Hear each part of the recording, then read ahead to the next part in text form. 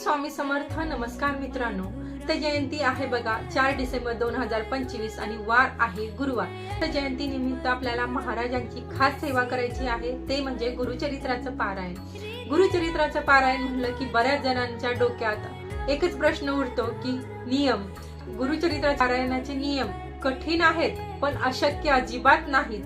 तुमच्या मनात आले ना गुरुचरित्राचं पारायण करायचं, तर महाराज सगळ्या नियमांचं तुमचं पालन करून ती सेवा तुमच्याकडून व्यवस्थित पद्धतीने पार पाडून सुद्धा घेतात.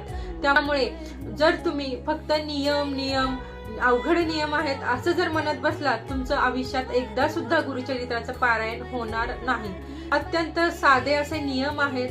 तर कोणते साधे नियम आपल्याला पाळून गुरुचरित्राचं पारायण करायचं आहे याबद्दलची संपूर्ण माहिती तुम्हाला हवी असेल तर खाली दिलेल्या त्रिकोणावरती क्लिक करा आणि याबद्दलची संपूर्ण माहिती मिळवा.